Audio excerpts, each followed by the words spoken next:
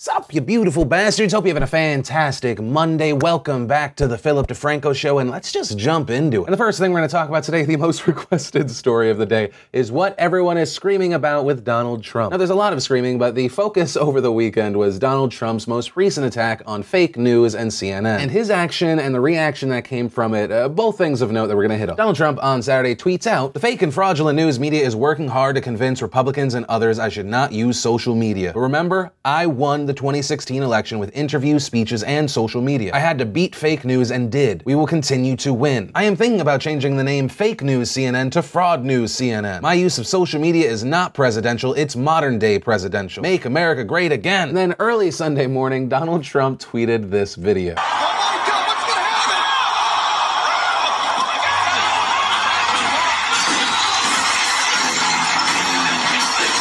The President of the United States tweeted out a meme of him beating up CNN with footage from his professional wrestling career. That is a perfect example of the timeline we are currently living in. So the reactions, well, a lot of people that support him love this. Of course, I mean, that's something that we've talked about. Anytime the president attacks the media, they love it. Many of them hate mainstream media, and this is exactly what they signed up for. And as far as the criticisms of this video that has been viewed over 25 million times so far, just in the original post, they vary from "this is beneath the office of the president" to "this is a threat." Nancy Pelosi tweeting, "Violence and violent imagery to bully the press must be rejected. This July 4th, celebrate freedom of the press, guardians to our democracy." CNN issuing a statement saying, "It is a sad day when the President of the United States encourages violence against reporters. Instead of preparing for his overseas trip, his first meeting with Vladimir Putin, dealing with North Korea, and working on his healthcare bill, he is involved in juvenile behavior far below the dignity of his office. We will keep doing our jobs. He should start doing his." And in response to that thought that the president is encouraging people to be violent against the media, there's also pushback, both online as well as the defense issued by Trump's Homeland Security advisor, who said this during an ABC News interview. That seems like a threat. Yeah, certainly not, though.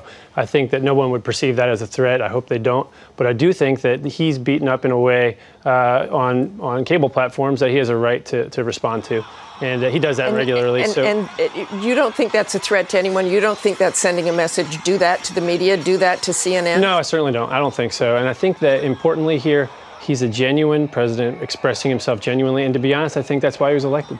He's the most genuine person, and the people that see politicians and then see him find him to be someone that they can understand and relate to. Now, as far as how Donald Trump conducts himself being beneath the office is whatever the office is. And I think many of his supporters would agree with that statement. There are many people that love this. The president shitposting makes him more relatable to a ton of people. Now, that's not my personal reaction to this. Mine is more, is this real life? That's also coming from a place of, he is my president, but he's not my guy. And as far as the claims from CNN and many on the left saying that this is encouraging violence against the media, I have to call bullshit. To me, this encourages violence as much as a Donald Trump-like character being in Julius Caesar. I mean, just think about it. They're fictitious stories. They're actually anti-violence in nature. The violence against the Donald Trump character in Julius Caesar led to the destruction of those who committed that violence. And if you look to the clip that Donald Trump posted where he's beating up CNN, if you watch the rest of the video, the guy that he's beating up that's CNN is Vince McMahon. And after this happened, our 45th president and Stone Cold Steve Austin then shaved the head of CNN. But guess what? Our 45th president then learned. Violence only brings on more violence, a lesson he learned once he received the stunner from Stone Cold Steve Austin. This is the world we live in. Also, if you're wondering why I put Paul Ryan's face on Stone Cold Steve Austin, it's because that's essentially what the Republicans are doing. For a lot of them, Donald Trump's a means to an end. They just didn't want a Democrat in the White House. The moment Donald Trump does not suit their agenda,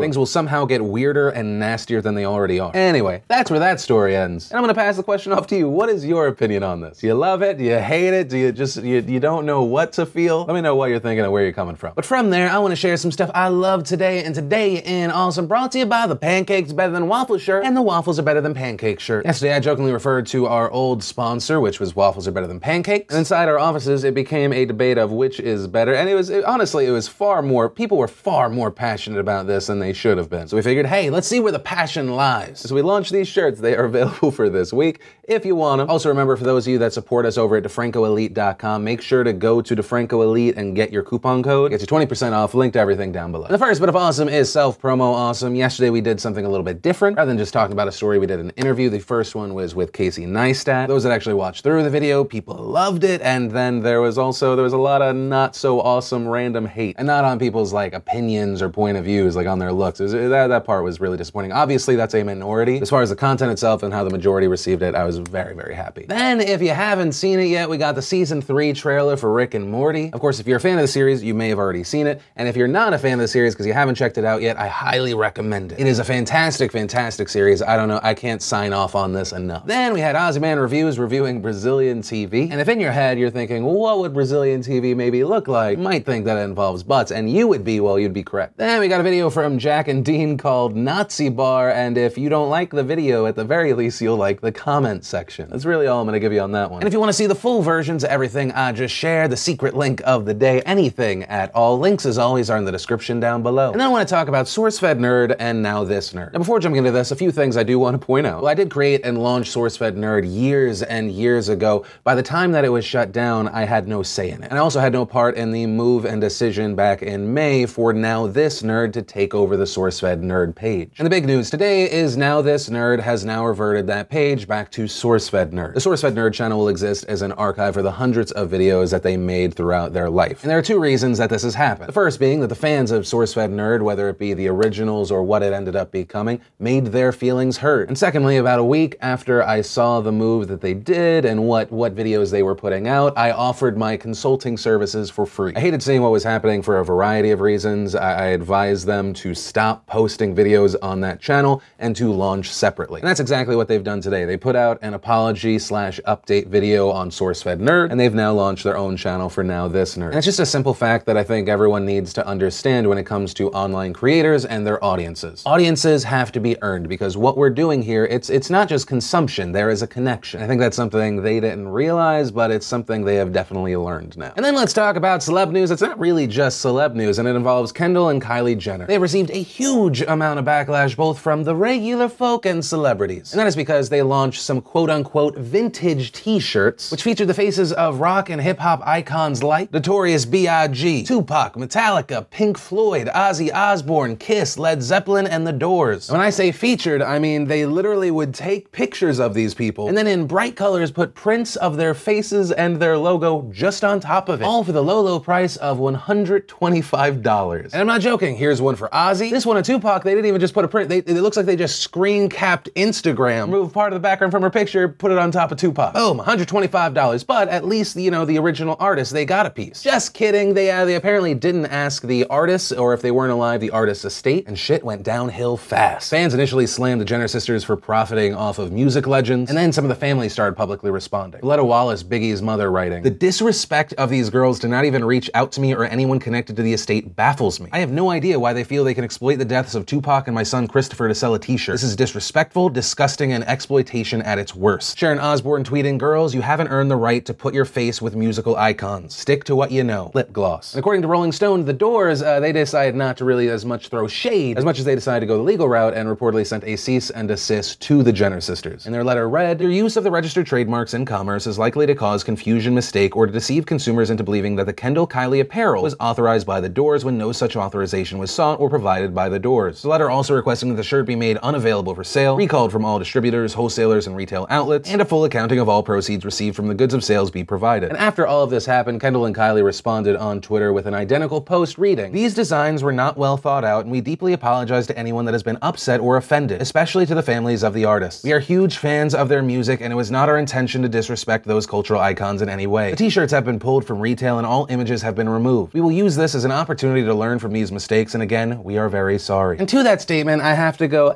I mean, part of me really does believe, you know, we can make mistakes and we can learn from them. But then I also have to ask, what was the messaging of these designs? Because it's one of two things. You're either comparing yourself, you're putting yourself on the same level as these legends, or because pretty much every artist you put on a shirt was essentially like dark and they were faded and then you were the bright big colors. Where the new thing, that could be seen as disrespectful. And as far as you guys being big fans as if that somehow excused it, how about this? How about this? I won't hate if you're right now you can tell me the lyrics to Dear Mama. I'm not even going deep, just one of his most popular songs. You know, because you guys are such big fans. I'd be more than happy to be proven wrong here. And then let's talk about New Jersey Governor Chris Christie in the news. I kinda love this story. Friday night, the New Jersey House was unable to pass a budget. So Governor Chris Christie announces a state of emergency so they can continue funding police and essential services. Now included in those necessary government functions were state parks. During the speaker's shutdown, all 40 state parks are closed, as are forests and historic sites, including Island Beach State Park and Liberty State Park.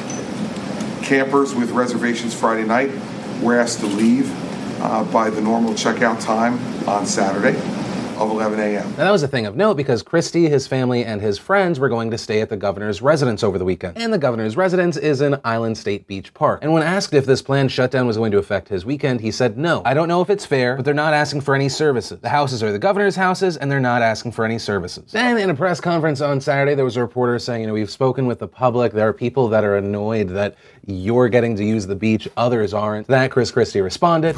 Listen, I understand that that's because the governor has a residence at Island Beach. Right. Others don't. This is the way it goes. Run for governor, then you can have the residence.